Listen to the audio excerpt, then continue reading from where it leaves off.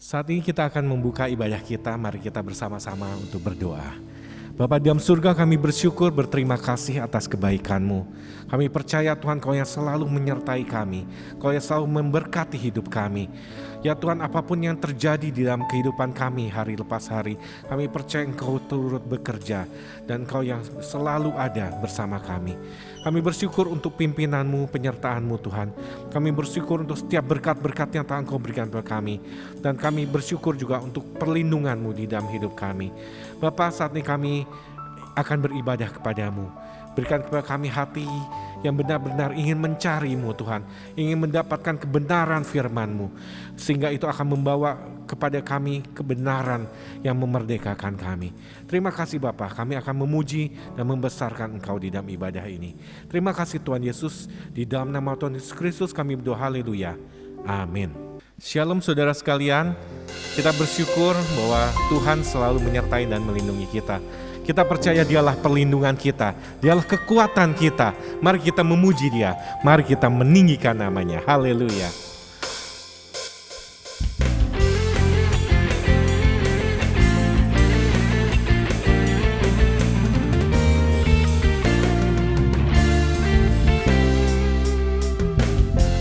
Tuhanlah kekuatan dan mazmurku, Dia gunung batu dan keselamatanku. Hanya padamu hatiku percaya,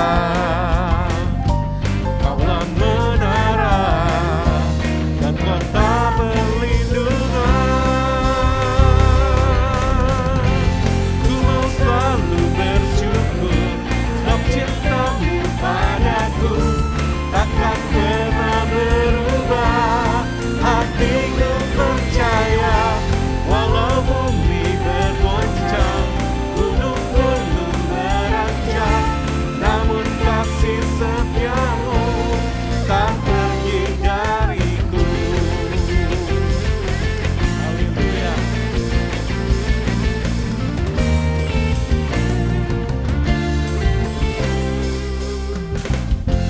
Tuhanlah kekuatan dan mazmurku,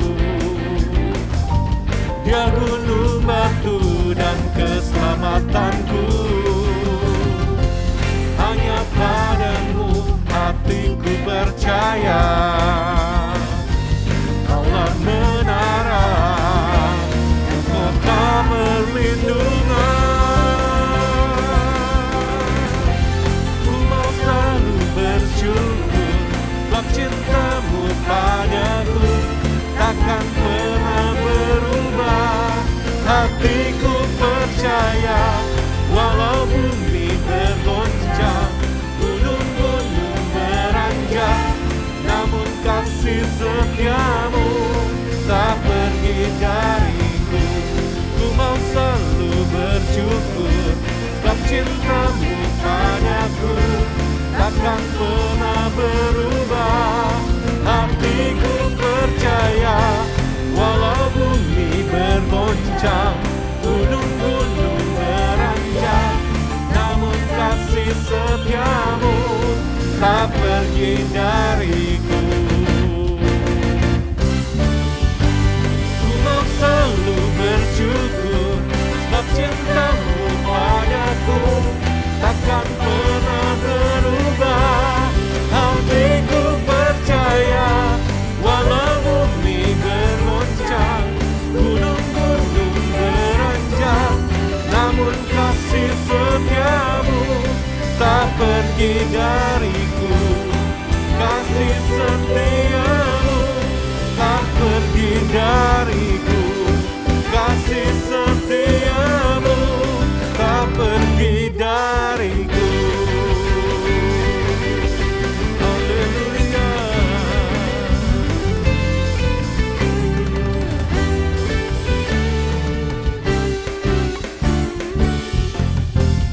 Haleluya, berikan kemuliaan bagi nama Tuhan. Haleluya. Saudara sekalian, di dalam saat-saat yang sangat sulit belakangan hari ini, tidak ada satupun yang bisa kita andalkan.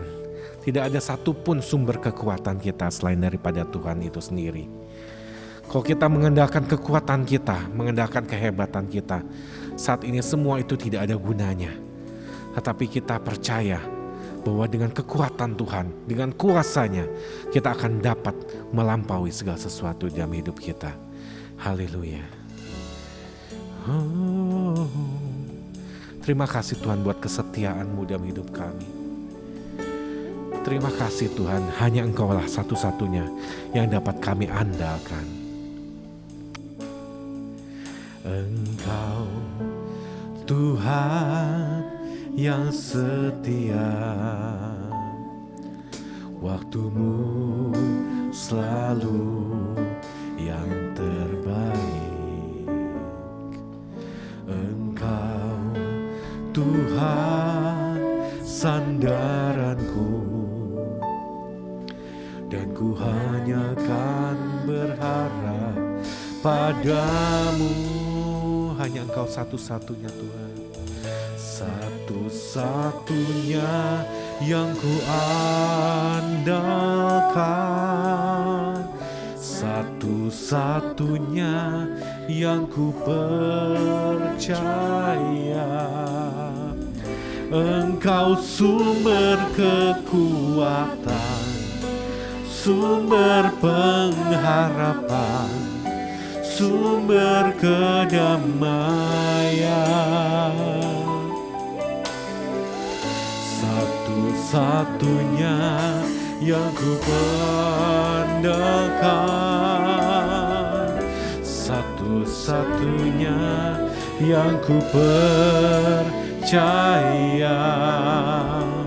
Engkau Tuhan memberkati, Tuhan penyembuhku, Tuhan pemulihku. Haleluya. Engkau Tuhan yang setia, waktu-Mu selalu yang terbaik.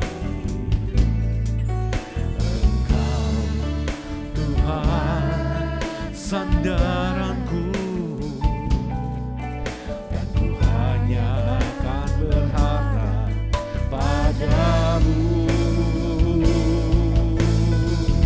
Satu-satunya yang ku andalkan, satu-satunya yang ku percaya. Engkau sumber kekuatan, sumber pengharapan, sumber kedamaian. Engkau satu-satunya, satu-satunya yang ku andalkan, satu-satunya yang ku percaya.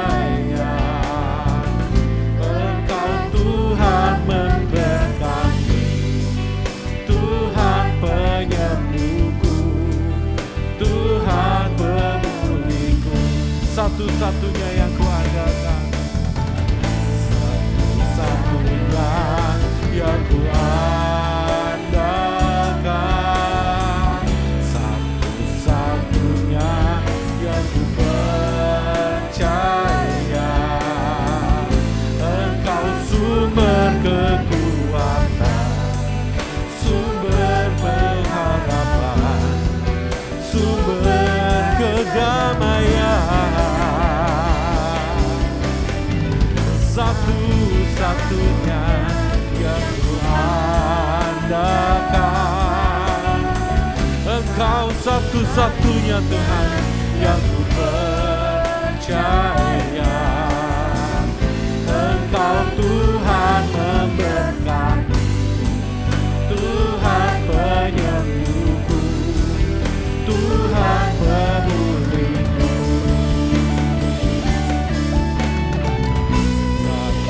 Satu-satunya yang ku andalkan, satu-satunya yang ku percaya. Engkau sumber kekuatan, sumber pengharapan, sumber kedamaian. Satu-satunya yang ku andalkan, satu-satunya yang ku percaya. Engkau Tuhan memberkati, Tuhan penyembuhku, Tuhan pemulihku. Mari kita sembah Tuhan kita. Haleluya.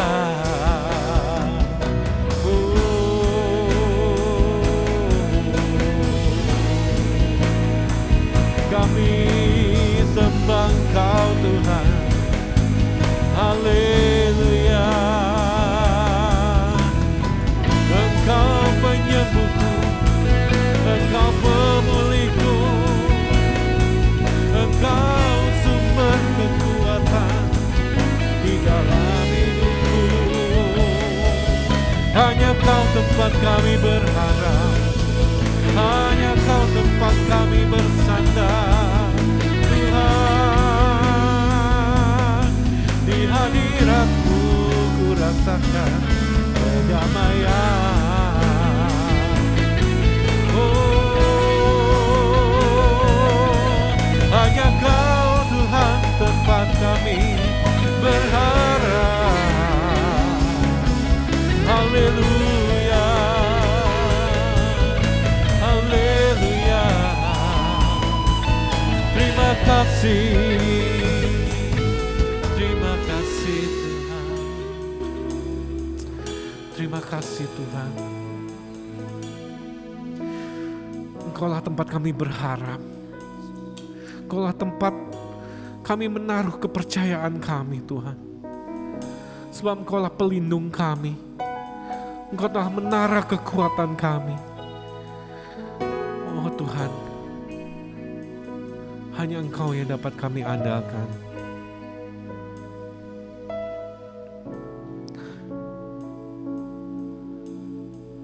Satu-satunya yang ku andalkan, satu-satunya yang ku percaya. Engkau sumber kekuatan, sumber pengharapan, sumber kedamaian. Satu-satunya yang ku andalkan, satu-satunya yang ku percaya. Engkau Tuhan memberkati, Tuhan menyembuhku, Tuhan memulihku.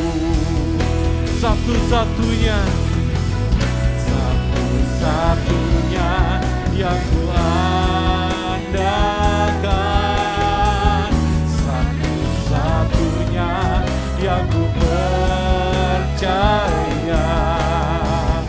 Engkau sumber kekuatan, sumber pengharapan, sumber kedamaian. Satu-satunya yang ku andalkan, satu-satunya yang ku percaya.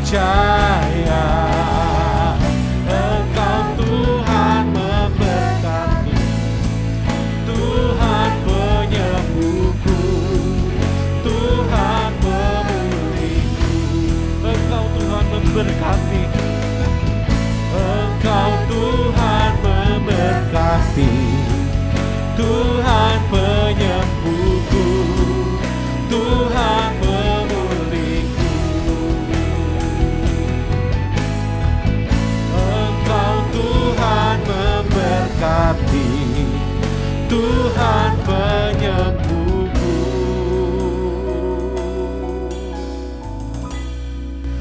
Tuhan pemulihku.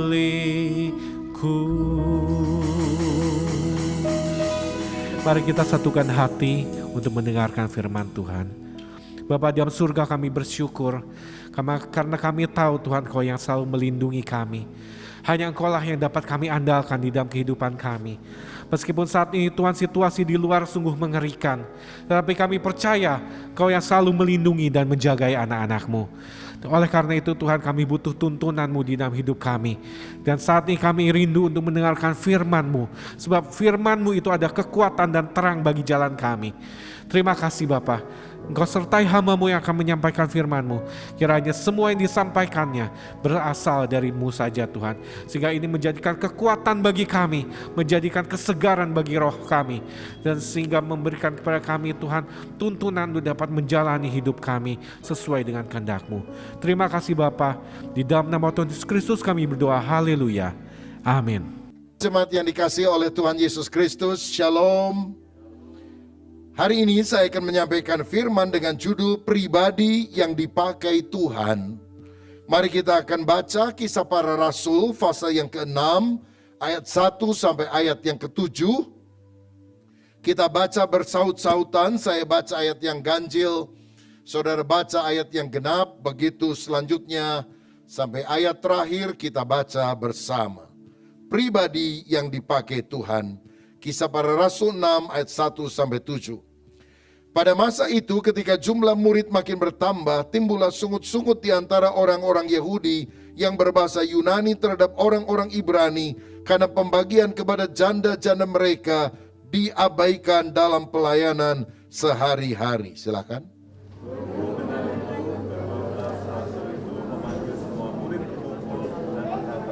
Kami tidak merasa puas karena kami melalaikan firman Allah untuk melayani gereja. Karena itu saudara-saudara, pilihlah 7 orang dari antaramu yang terkenal baik dan yang penuh roh dan hikmat, supaya kami mengangkat mereka untuk tugas itu. Dan supaya kami sendiri dapat memusatkan pikiran dalam doa dan pelayanan firman. Usul itu diterima baik oleh seluruh jemaat. Lalu mereka memilih Stefanus, seorang yang penuh iman dan Roh Kudus, dan Filipus, Prokorus, Nikanor, Timon, Parmenas, dan Nikolaus, seorang penganut agama Yahudi dari Antioquia. Mereka itu dihadapkan kepada rasul-rasul, lalu rasul-rasul itu pun berdoa dan meletakkan tangan di atas mereka. Bersama-sama, firman Allah makin tersebar dan jumlah murid di Yerusalem makin bertambah banyak. Juga sejumlah besar imam menyerahkan diri dan percaya. Amin. Saudara, kalau kita menanam sebuah pohon, kita tentu mengharapkan agar pohon itu bertumbuh menjadi besar dan kemudian berbuah. Kalau saudara punya anak bayi, tentu kita juga ingin anak kita makin hari makin dewasa. Begitu juga dengan Tuhan yang telah menanam gerejanya di atas muka bumi. Dia ingin gerejanya bertumbuh secara kuantitas, jumlahnya makin banyak, dan juga bertumbuh secara kualitas, mutu rohaninya makin baik, makin serupa seperti Kristus. Dan inilah yang kita lihat dari keteladanan hidup jemaat mula-mula. Kisah Rasul 2 ayat 46-47. Dengan bertekun dan dengan sehati mereka berkumpul tiap-tiap hari dalam bait Allah. Mereka memecahkan roti di rumah masing-masing secara bergilir dan makan bersama-sama dengan gembira dan dengan tulus hati sambil memuji Allah, dan mereka disukai semua orang, dan tiap-tiap hari Tuhan menambah jumlah mereka dengan orang yang diselamatkan. Tiap hari ada pertumbuhan yang terjadi dalam gereja mula-mula. Saya percaya sampai hari ini pun Tuhan ingin tetap memakai kita untuk membangun kerajaan Allah. Saudara mau menjadi orang yang dipakai oleh Tuhan? Amin. Apa syaratnya? Apa kriteria orang yang dipakai oleh Tuhan? Kita mau belajar dari seorang tokoh yang bernama Filipus. Yang pertama saya perhatikan, orang yang mau dipakai Tuhan adalah orang yang harus memiliki kerohanian yang baik.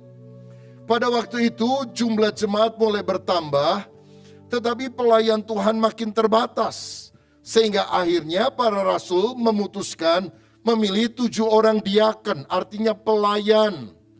Saya percaya sampai hari ini pun jauh lebih banyak orang yang ingin dilayani daripada yang ingin melayani.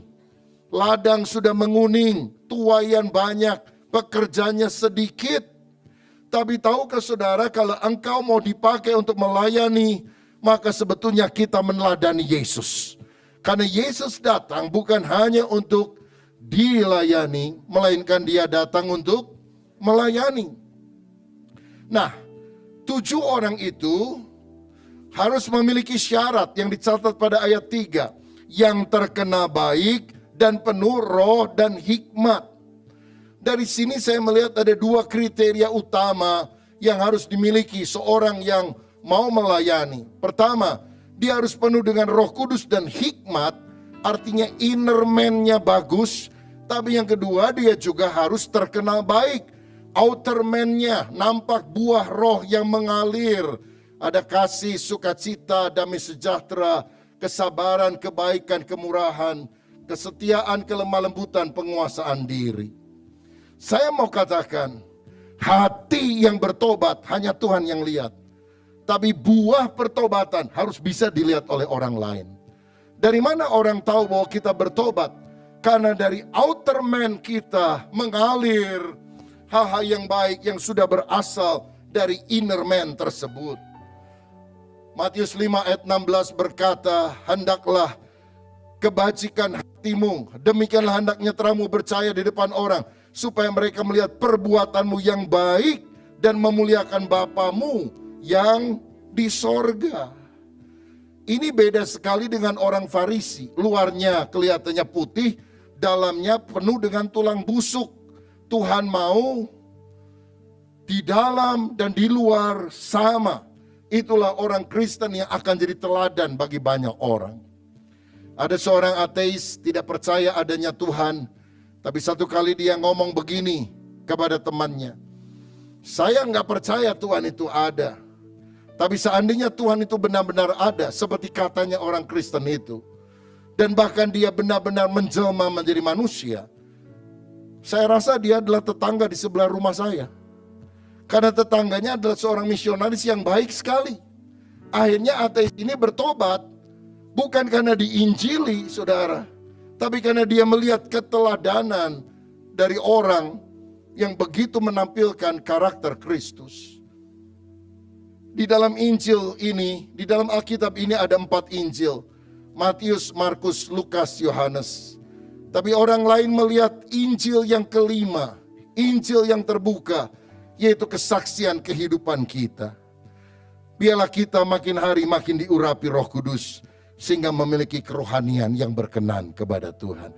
Siapa yang rindu hidup makin saleh, makin berkenan kepada Tuhan? Berikan tepuk tangan yang meriah untuk Tuhan Yesus. Yang kedua, orang yang dipakai Tuhan itu punya ciri memberitakan Injil dengan giat. Itulah yang saya lihat juga dalam hidup Filipus, kisah 8 ayat 4-6. Mereka yang tersebar itu menjelajah seluruh negeri itu sambil memberitakan Injil.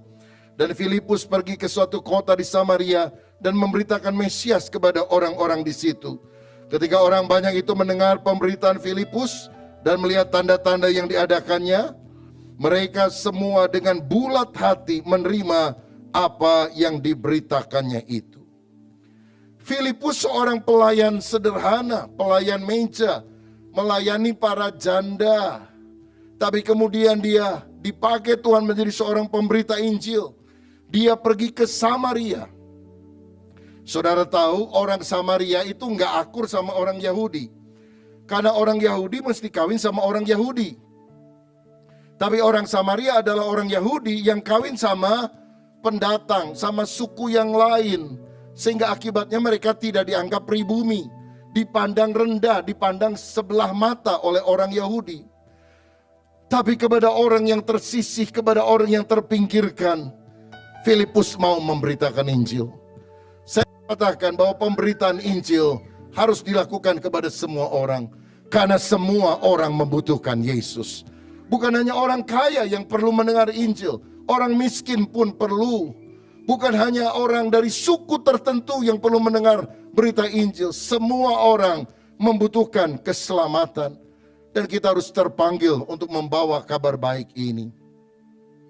Saudara, Filipus itu meniru siapa sebetulnya dengan memberitakan Injil kepada Samaria? Meniru Yesus. Karena Yesus pernah ke Samaria dan dia berbicara tentang air hidup kepada seorang wanita di tepi sumur Yakub, dan akhirnya seluruh kota datang untuk berjumpa dengan Sang Mesias.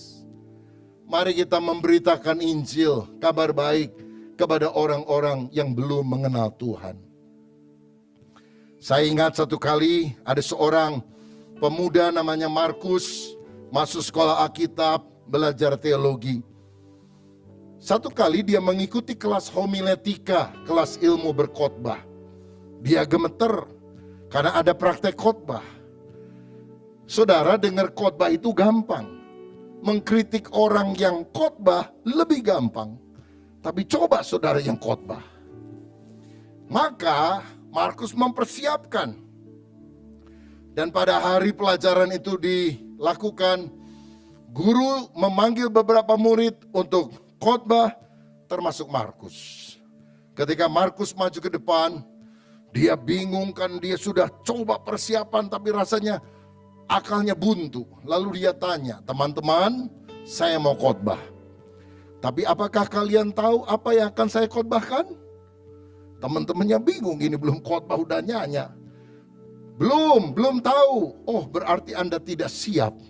Kalau Anda tidak siap, buat apa saya khotbah? Lalu dia duduk, saudara-saudara. Dosen bilang, kenapa kamu begitu? Iya Pak, maaf tidak siap. Oke, ku beri waktu 1 minggu ya. Kamu mesti khotbah minggu depan. Kalau tidak, awas, kamu tidak ada nilai. Siap Pak dosen. Dia siapkan 1 minggu kemudian, saudara-saudara. Dan kemudian dia mulai berdiri dan mulai berkhotbah lagi. Teman-temannya rasa kasihan. Karena Markus anak baik, tapi nggak pintar ngomong, saudara. Lalu Markus tanya, teman-teman saya mau khotbah. Tapi apakah kalian sudah tahu apa yang akan saya khotbahkan? Teman-teman saling melirik dan berkata, sudah tahu. Maksudnya untuk menolong Markus. Markus bilang, waduh bagus. Saya belum khotbah, Anda sudah ngerti khotbahnya. Kalau gitu buat apa lagi saya khotbah? Dia duduk, saudara-saudara. Dosen marah, dia bilang, awas ya. Sekali lagi ku beri kesempatan, kamu tidak khotbah, nilai kamu 0. Baik Pak. Dia benar-benar siapkan seminggu itu untuk menyampaikan khotbah. Dan pada hari haknya dia berdiri. Teman-teman yang berunding, kasihan ini Markus, kalau nggak bisa dipecat dari sekolah Alkitab. Dan benar Markus nanya lagi pertanyaan sama. Apakah kalian sudah tahu apa yang akan saya khotbahkan hari ini? Maka yang bagian kanan berkata, sudah tahu. Yang bagian kiri berkata, belum tahu. Dan Markus berkata, hari ini ada 2 kelompok. Yang belum tahu dan yang sudah tahu. Jadi tolong yang sudah tahu, beritahu yang belum tahu. Dan dia duduk lagi, saudara-saudara. Tapi hari itu dosen tidak marah. Dia bilang, bagus Markus, saya dapat ide apa itu penginjilan. Penginjilan itu artinya yang sudah tahu, kasih tahu sama yang belum tahu. Saudara tahu bahwa Yesus itu satu-satunya juru selamat? Saudara tahu bahwa Yesus mengasihi kita dan ingin mengampuni dosa kita? Amin. Beritahu kepada yang belum tahu. Karena itulah panggilan kita, memberitakan Yesus, Sang Juru Selamat, memberitakan Injil, kabar baik, supaya orang berdosa diselamatkan. Saya melihat Filipus ini bukan hanya memberitakan Injil dengan giat, tapi dia adalah seorang pelayan yang tidak pandang bulu, tidak pilih-pilih pelayanan, kecil atau besar, enak atau tidak. Kisah Rasul 8 ayat 26 mencatat, kemudian berkatalah seorang malaikat Tuhan kepada Filipus, katanya, bangunlah dan berangkatlah ke sebelah selatan menurut jalan yang turun dari Yerusalem ke Gaza. Jalan itu jalan yang sunyi. Waktu dia memenangkan banyak jiwa di Samaria, malaikat bilang, sekarang aku alihkan kamu, pelayananmu adalah ke jalan sunyi. Karena ada satu orang yang harus kamu menangkan di sana.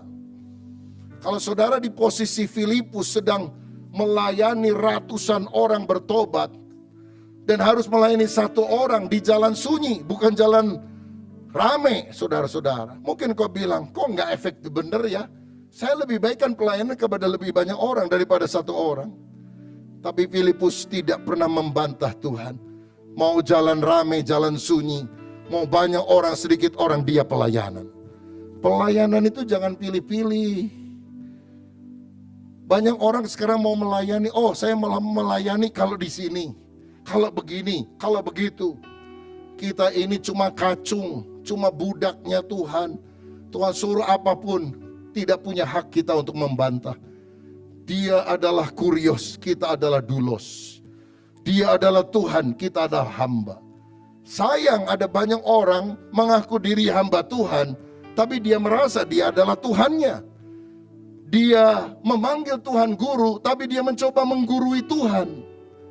Saya rasa Filipus ini seorang yang benar-benar kita harus teladani.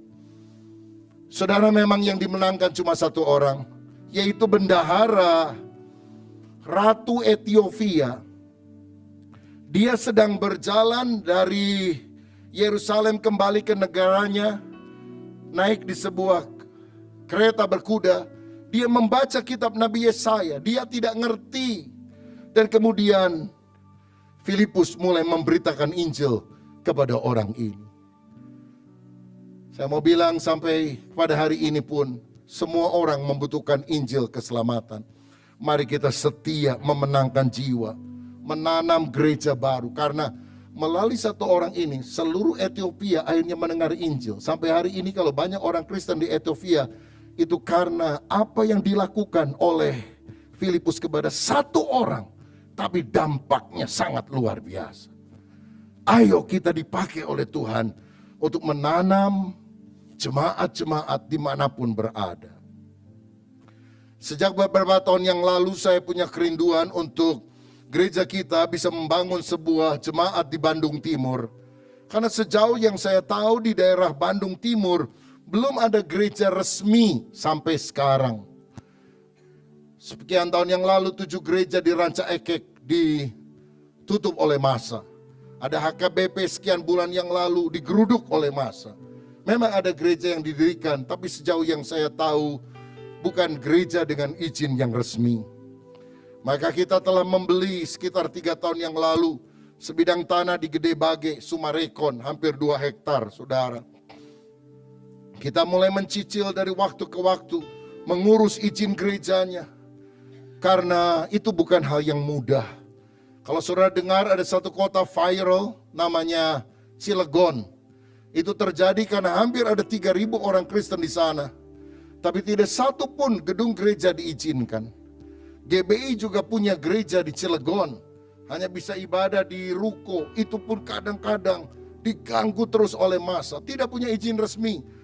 Kebaktiannya harus di kompleks Kopassus di kota Serang, kira-kira 15-20 kilometer. Jemaat-jemaat sederhana diangkut pakai angkot kendaraan umum, pergi dan pulangnya. Begitu bertahun-tahun. Kita berdoa supaya di Cilegon pun Tuhan memberikan kemudahan. Karena ibadah adalah hak setiap warga negara yang ada di Republik ini. Bandung Timur mirip seperti itu. Cuma Cilegon lebih viral, saudara.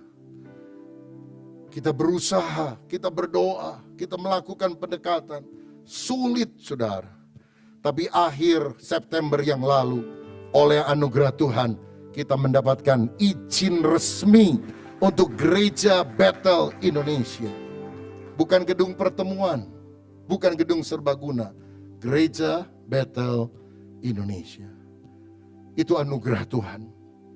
Anugerah yang luar biasa. Apa enggak ada hamba Tuhan yang ngurus izin dari dulu? Banyak. Apa mereka kurang doa puasa? Enggak, mereka juga sungguh-sungguh. Kok kita yang dapat anugerah Tuhan? kita nggak lebih benar, kita nggak lebih baik, kita nggak lebih kaya, kita nggak lebih suci. Hanya Tuhan memberi kepercayaan kepada kita. Sehingga kita harus bergotong royong. Merindukan supaya di Bandung Timur juga didirikan gereja di sana. Sekalian dengan museum Alkitab modern supaya orang-orang muda bisa melihat seluruh Alkitab. Hanya dalam satu kali kunjungan mereka tahu, punya biblical worldview tentang apa isi Alkitab dari Kejadian sampai kitab Wahyu. Dan hari Selasa kemarin, 5 hari yang lalu, kita melakukan peletakan batu pertama dan doa bersama di Sumarekon. Dan kalau Tuhan izinkan dalam waktu yang tidak lama kita akan segera membangun sebuah gedung gereja di sana agar banyak orang mendengar Injil Tuhan Yesus Kristus. Saudara-saudara, pada waktu izin itu keluar dan saya dapatkan WA-nya dari panitia, nomornya dan sebagainya. Saya posisi sedang ada di Singapura, saudara. Mungkin tidak banyak yang tahu, 6 bulan yang lalu, waktu saya check up di Jakarta, check up biasa saja, ada dokter yang pakai USG melihat di bagian leher saya, bagian bawah, tiroid, itu ada 2 benjolan yang cukup besar. Dia bilang, Pak, periksa. Kalau perlu biopsi untuk menentukan apa yang ada di dalamnya. Saya pergi 3 bulan kemudian ke Singapura dengan alat yang lebih canggih, difoto dari kiri kanan muka belakang, dan memang ditemukan, saudara-saudara, terutama ada 2 benjolan dan bisa dilihat satu hanya cairan, tidak masalah. Satu lagi mix, campuran antara cairan dan daging. Saya tanya dokter gimana? Mesti dibiopsi, baru tahu kanker atau bukan. Saya tidak segera mau mengambil tindakan. Saya datang ke seorang profesor ahli tiroid di Bandung. Beliau sudah lanjut usia hampir 80. Saya bilang, Prof, saya dengar kalau orang ada kanker, lalu kemudian dibiopsi, dikorek-korek begitu, malah lebih cepat nyebarnya. Apa benar enggak? Maksudnya? Ya maksud saya kalau bisa enggak dibiopsi, ya dikasih obat atau apa. Enggak bisa, mesti dibiopsi. Kalau tidak, ya enggak apa-apa sih. Paling nanti ditemukan berapa waktu, stadium 4 gitu katanya. Ini profesor nakut-nakutin lagi saudara. Aduh, saya masih belum puas, saya pergi lagi ke Jakarta. Tanya ke dokter yang berbeda. Dan dia bilang harus dibiopsi. Karena itulah berapa minggu yang lalu saya pergi ke Singapura untuk dibiopsi. Setelah selesai masuk ruang operasi, dibiopsi. Saya masuk ke kamar biasa, istirahat beberapa saat. Tiba-tiba WA masuk, izin gereja resmi keluar. Di dalam kelemahan manusia ketika saya tidak bisa apa-apa, Tuhan ingin menunjukkan, kalau aku yang berkenan, waktu kamu lagi lemah, kamu ada di rumah sakit, aku yang mengerjakan bagianku, karena aku Allah yang kuat. Maka berdoalah saya, Tuhan berikan kepada saya minggu ini double blessing, double miracle, double happiness. Saya mohon 4 hari lagi hasil biopsi keluar. Kiranya ini juga merupakan mujizat. Karena saya harus mengerjakan hal ini. Kalau saya sakit, saya harus berobat, harus diradiasi atau apapun. Tubuh saya akan melemah. Dan itu tentu akan punya kendala untuk pembangunan yang ada. Beri saya anugerah dan kesehatan Tuhan. 4 hari kemudian dokter telepon saya sebelum dia serahkan suratnya. Dan intinya, no cancer at all. Tidak ada cancer sama sekali. Aduh, saya bersyukur kepada Tuhan. Karena saya tahu Tuhan masih mau memakai saya untuk melakukan tugas pekerjaannya. Kalau saudara mau mengalami mujizat, saudara mau sehat, mau panjang umur, layani Tuhan. Pohon yang tidak berbuah akan ditebang, tapi yang berbuah dibersihkan supaya lebih banyak berbuah. Tapi Tuhan tetap akan memakai kita untuk menjadi alat kemuliaan-Nya. Berikan kemuliaan untuk Tuhan kita. Karena itu mari kita sama-sama melayani Tuhan, bergotong royong. Karena kalau saya bangun gereja di Mekarwangi, di Sumarekon, atau dimanapun saja, itu bukan milik saya pribadi, saudara. Nggak ada nama saya yang akan tercantum, ini punya Rubin Adi Abraham, enggak. Semuanya Gereja Bethel Indonesia. Setiap jemaat yang memberikan persembahan dan menjadi anggota jemaat, sekecil apapun persembahanmu, engkau secara legal adalah pemilik daripada Gereja Bethel Indonesia. Karena gereja sebetulnya adalah milik Tuhan sendiri dan dipercayakan kepada kita umatnya untuk mengelola dan membangunkannya untuk kemuliaan nama Tuhan. Apakah saudara mau dipakai oleh Tuhan? Yang ketiga, kita harus mengenal firman secara mendalam. Lihat, Kisah Rasul 8 ayat 29-31. Lalu kata Roh kepada Filipus, pergilah ke situ. Dekatilah kereta itu. Filipus segera ke situ, mendengar sida-sida sedang membaca kitab Nabi Yesaya. Kata Filipus, mengertikah Tuhan apa yang Tuhan baca itu? Jawabnya, bagaimanakah aku dapat mengerti kalau tidak ada yang membimbing aku? Lalu ia meminta Filipus naik dan duduk di sampingnya. Waktu orang ini membaca kitab dan tidak mengerti, yang dibutuhkan adalah seorang mentor, seorang pembimbing rohani yang bisa dengan bahasa sederhana menjelaskan kepada orang lain. Inilah ciri orang yang mau dipakai Tuhan. Saudara membaca firman, walaupun kau belum mengerti 100%, tapi engkau mulai bisa menjelaskan kepada temanmu. Yang dimaksudkan ayat ini adalah begini, begini, begini. Dan bukankah di dalam komunitas sel, komsel yang ada, kita bisa saling sharing firman. Ayat ini kalau saya aplikasikan dalam hidup caranya begini. Sehingga orang yang paling simpel pun, yang tidak terpelajar pun bisa mengerti. Karena saudara menjelaskan firman Tuhan itu secara benar kepada mereka. Saudara, kita harus belajar memberikan pertanggungjawaban iman kepada orang yang menanyakan. Kadang-kadang ada orang yang tanya sama kita, orang Kristen kok Allahnya 3 ya? Allah Bapa, Putra, Roh Kudus. 3 kan? Lalu kita bilang Allah itu esa, 1, cuma 3 pribadi. Bisa dibedakan tapi tidak bisa dipisahkan. Lalu kita berikan penjelasan. Allah itu kok beranak? Siapa bidannya? Kita jelaskan. Allah itu tidak beranak secara biologis, karena istilah anak Allah bagi Yesus itu istilah. Kalau saya bilang anak kunci bukan berarti kunci beranak. Kalau saya bilang anak tangga bukan berarti tangga beranak. Kalau saya bilang anak kucing itu artinya dia punya sifat kucing karena dia adalah kucing. Kalau saya bilang anak manusia berarti dia punya sifat manusia karena dia adalah manusia. Kalau Yesus dikatakan anak Allah karena dia punya sifat Allah, karena dia adalah Allah. Nah, inilah yang disebut sebagai apologetika, yaitu ilmu yang membuat kita bisa menjelaskan secara logis kepercayaan iman kita kepada orang yang mempertanyakannya. Tujuan yang pertama dari apologetika menurut hemat saya adalah memaparkan dasar rasional bagi iman Kristen, membuktikan apa yang dikatakan Alkitab itu benar. Memang iman itu masalah hati, tapi bukankah Alkitab itu punya dasar yang sangat objektif, bahwa apa yang dicatat di dalamnya adalah benar.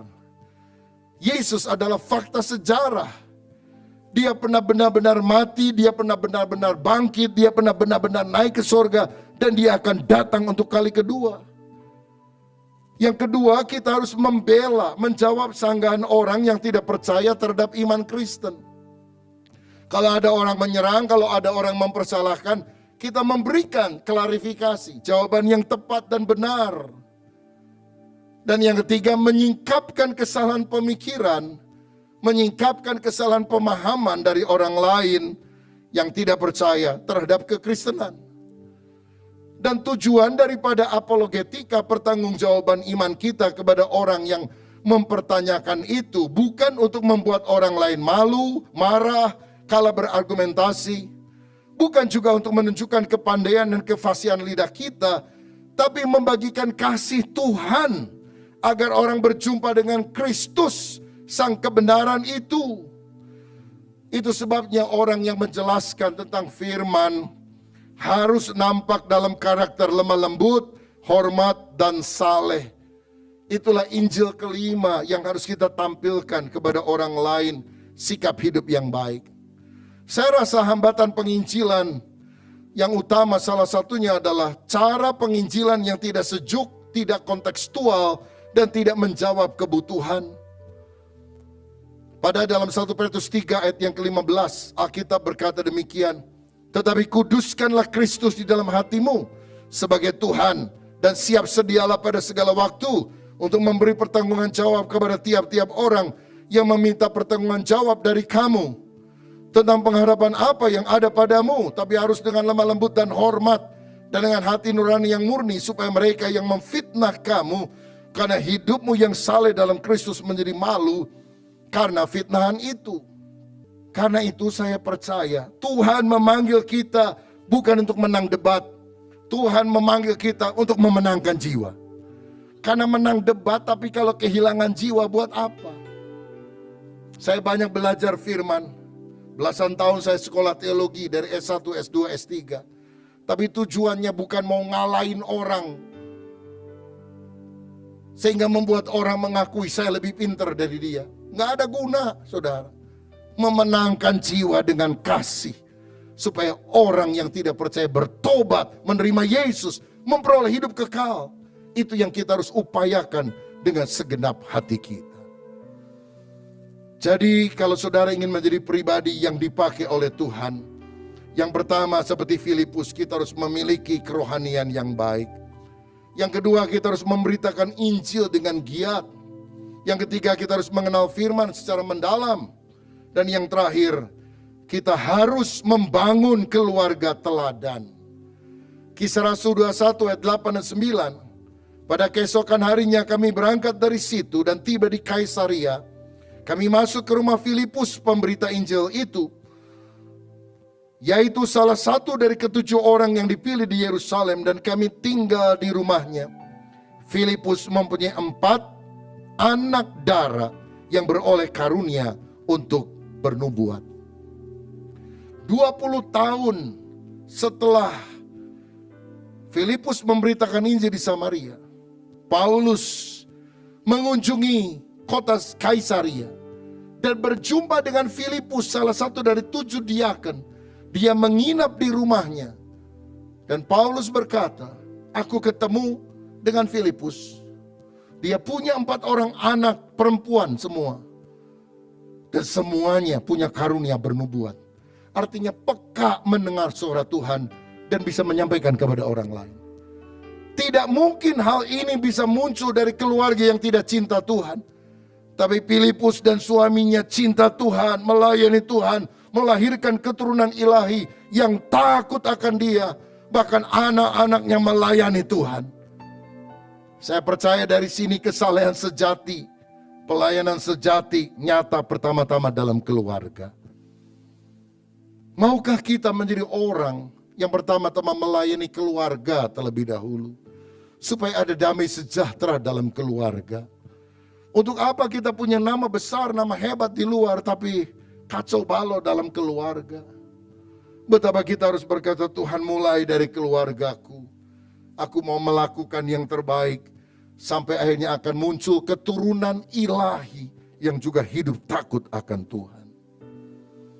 Salah satu ayat dalam Lukas 1 ayat 15 dan 16 yang saya sukai adalah kisah tentang Zakaria dan istrinya Elisabet,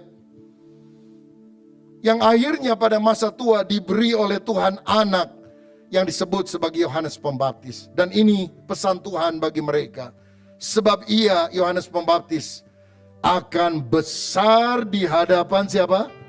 Tuhan, Dan ia tidak akan minum anggur atau minuman keras, dan ia akan penuh dengan Roh Kudus mulai dari rahim ibunya, dan dia akan membuat banyak orang Israel berbalik kepada Tuhan Allah mereka. Yohanes adalah seorang yang disebut besar di hadapan Tuhan. Bahkan Yesus sendiri bersaksi, dari semua manusia yang dilahirkan oleh wanita, tidak ada yang lebih besar daripada Yohanes Pembaptis. Dia orang sederhana, khotbahnya bukan di gereja besar. Dia khotbah di padang gurun, teriak-teriak, gak pakai mikrofon. Bertobat, kerajaan Allah sudah dekat.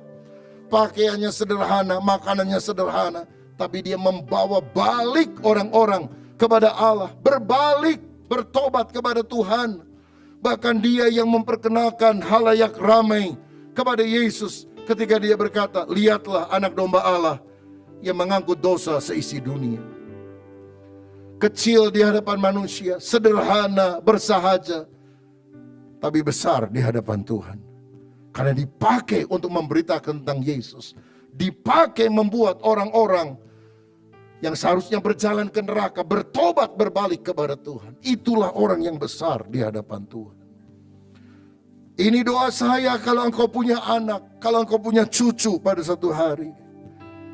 Doa dan upayakan.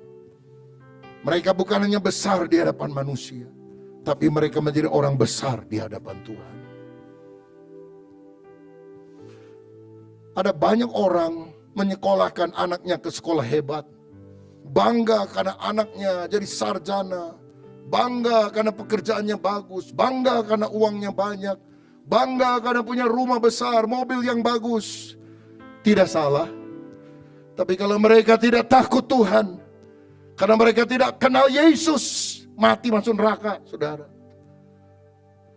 Saya rindu anak, cucu saya, keturunan saya, semuanya menjadi orang yang takut akan Tuhan. Menjadi orang yang besar di hadapan Tuhan. Menjadi orang yang cerita tentang Yesus kepada orang lain. Pekerjaan, talenta, profesi bisa berbeda. Tapi hati misi yang berkobar harus selalu ada. Dan itu tidak mungkin lahir dengan sendirinya kalau tidak kita punya sikap seperti Filipus dan istrinya, seperti Zakaria dan Elisabet. Perubahan harus dimulai dari kita. Mari kita makin hari makin dewasa secara rohani. Kalau mau jadi Kristen yang benar, saudara. Saudara hanya datang ke gereja seminggu sekali, sebulan sekali. Ya seperti saudara ke bioskop mungkin sebulan sekali, saudara ke gereja sebulan sekali. Atau yang ke bioskopnya seminggu sekali, ke gereja juga seminggu sekali. Tidak akan mengubah hidup. Tapi hari ini maukah engkau berkata, aku mau seperti Filipus. Aku mau hidup takut akan Tuhan. Sehingga itu akan transfer kepada seluruh anak-anakku. Orang yang bisa bernubuat itu peka mendengar suara Tuhan. Itu 4 anaknya mendengar suara Tuhan. Dan bisa menyampaikan pesan Tuhan kepada orang lain. Ini dahsyat sekali saudara-saudara. Maukah engkau hari ini berkata, Tuhan, kalau engkau berkenan, minimal salah satu anakku. Atau kalau bapak ibu sudah lanjut usia, minimal salah satu dari cucuku menjadi orang yang besar di mata Tuhan. Aku gak peduli apa kata dunia. Mungkin dia orang sederhana biasa saja. Tapi ketika engkau urapi dia dengan Roh Kudus, pakai dia menjadi hambamu, pakai dia untuk memperkenalkan Yesus, memakai dia untuk membawa orang berbalik dari jalan yang sesat. Aku tahu dia orang yang besar di mata Tuhan. Dan itulah orang yang dipakai Tuhan. Maukah engkau berkata hari ini, jadikan saya orang sedemikian, yang melahirkan keturunan ilahi, yang memiliki keluarga yang bisa diteladani, sehingga dari keluargaku muncul orang-orang yang memberitakan Injil. Kalau itu kerinduan saudara, berdoa. Saya percaya Tuhan ada di sini, Dia akan mengabulkan doa kita sekalian. Tuhan Yesus memberkati kita. Amin.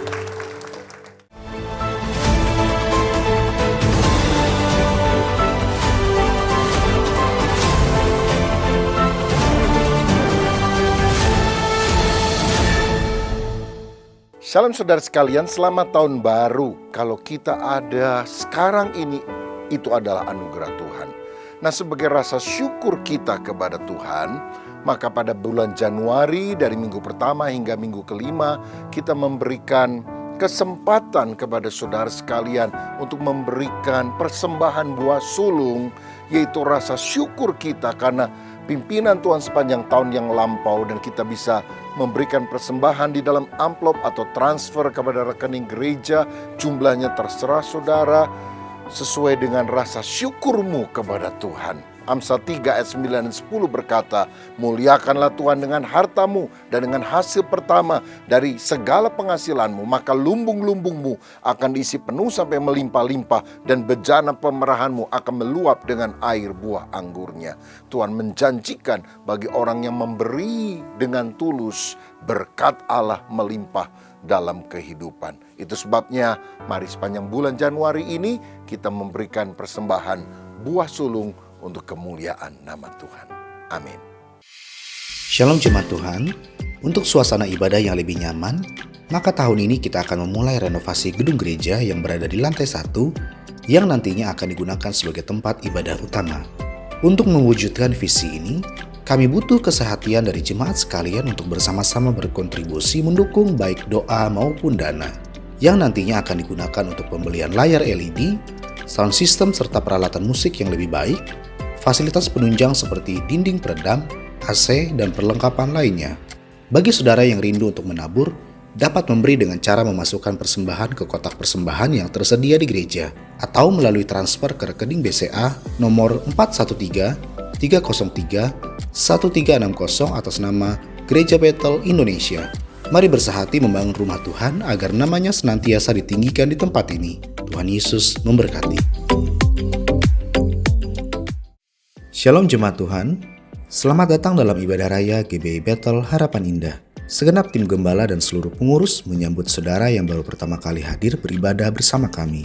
Tema besar gereja kita di tahun 2023 adalah Hidup Berfokus Kristus. Kami berharap gereja di tempat ini bisa membantu saudara untuk semakin mengenal dan serupa dengan Kristus. Gereja ini membantu saudara untuk bertumbuh di dalam Tuhan melalui beberapa kegiatan ibadah seperti ibadah raya onsite yang diadakan setiap hari Minggu pukul 8.30 dan 10.30 pagi di tempat ini di lantai 2. Saudara juga bisa beribadah di mana saja dengan mengikuti ibadah online yang tayang setiap hari Minggu pukul 6 pagi. Doa adalah nafas orang percaya. Karena itu, mari ikuti doa malam mujizat yang diadakan setiap hari Kamis, Minggu kedua dan ketiga, serta konser doa mujizat yang diadakan setiap Kamis, Minggu keempat atau Minggu terakhir pada pukul 19.30 malam. Mengawali pagi hari, saudara juga bisa mengikuti menara doa melalui Zoom yang diadakan setiap hari Senin sampai Sabtu pukul 6 pagi. Bagi kaum wanita, saudara bisa bertumbuh bersama melalui Komsel Bethel Women Fellowship yang diadakan setiap hari Sabtu, Minggu kedua dan keempat pukul 11 siang di gereja. Ibadah raya onsite setiap minggunya juga disertai ibadah anak atau sekolah minggu pada pukul 8.30 dan 10.30 bertempat di gereja lantai 3. Bagi generasi muda atau next gen, bisa mengikuti ibadah onsite Bethel Youth dan Bethel Teens yang diadakan setiap hari Sabtu pukul 17.30 atau setengah 6 sore. Bagi profesional muda atau dewasa muda, mari bertumbuh bersama di dalam Komsel Dewasa Muda yang diadakan setiap hari Sabtu pukul 5 sore. Tidak lupa, kami mendorong saudara untuk bertumbuh melalui komunitas kecil yaitu BCOM, Bethel Community. Selamat hari Minggu. Kami tunggu kedatangan saudara minggu depan. Tuhan Yesus memberkati.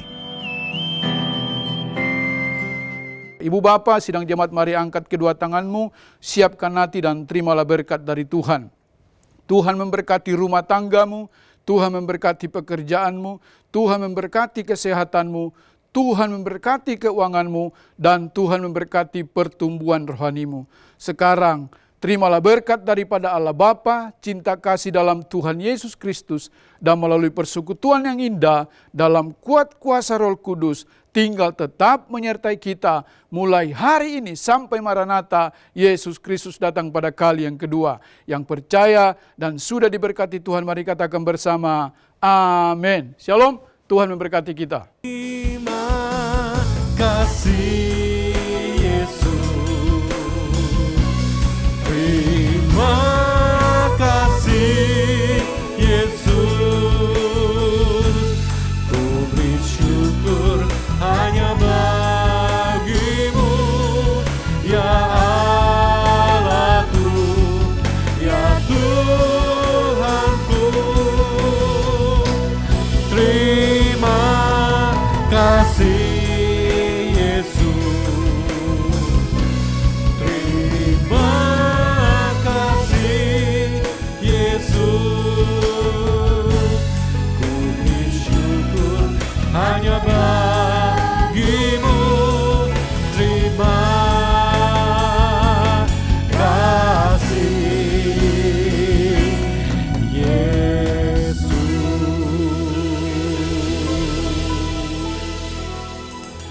Selamat berhari Minggu, Tuhan Yesus Kristus memberkati.